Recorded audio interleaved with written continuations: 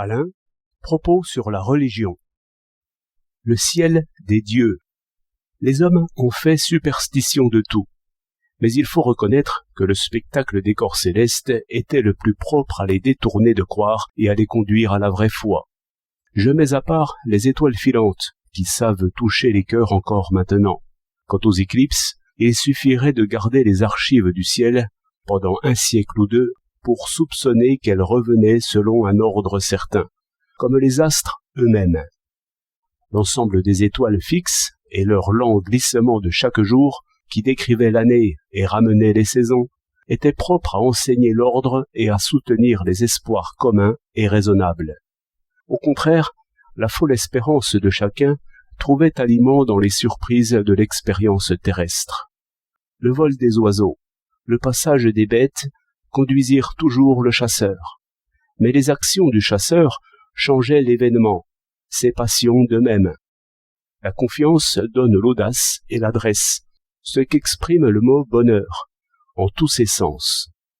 Au rebours, la crainte et la défiance rendent maladroits et malheureux, comme on dit. Le chasseur faisait lever les présages et travaillait, sans le savoir, à les accomplir. C'est pourquoi il priait les dieux, les bêtes, la flèche et l'arc. Il adorait la prière elle-même, choisissant les mots comme des armes, et lui-même faisait l'avenir selon les présages. Par exemple, s'il avait laissé échapper quelques paroles de mauvais augure, il rentrait à la maison. On comprend comment l'action a d'abord brouillé les lettres, ce qui rendait indéchiffrable l'expérience justement la plus familière et la plus proche. Même ce que nous appelons chimie devait d'abord fortifier les espérances les plus chimériques. Car, à force de tout mêler et de tout cuire, on obtenait des transformations inattendues, comme on voit dans Balthazar Claës, toujours sans savoir pourquoi, tant que la main impatiente troubla les faits sans précaution. D'où les grimoires de Faust. Ce genre de recherche explique le pas de Balthazar dans l'escalier. Cette page, dans la recherche de l'absolu, instruit plus que Broussais, et ce n'est pas peu dire.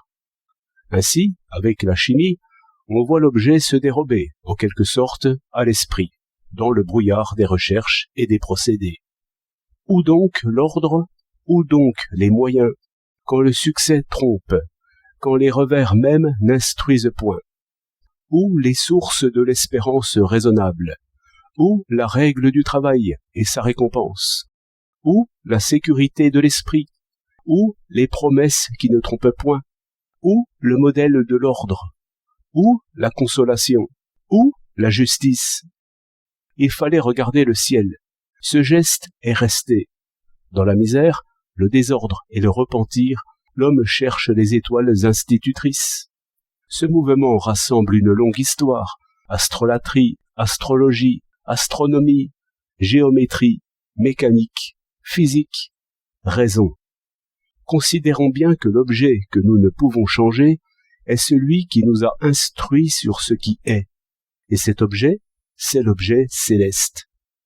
Contre les sophismes des passions, contre les préjugés, c'est toujours à cet objet-là que nous revenons. Ce regard signifie que la réalité se moque de nos raisonnements. Il remet à leur rang la multitude des fous.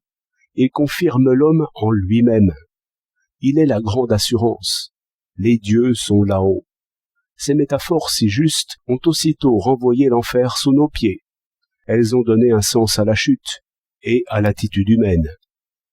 Le geste de prier s'est envolé de la terre. La religion a pris de la hauteur. Le péché a rampé sous la forme du serpent. 29 octobre 1921.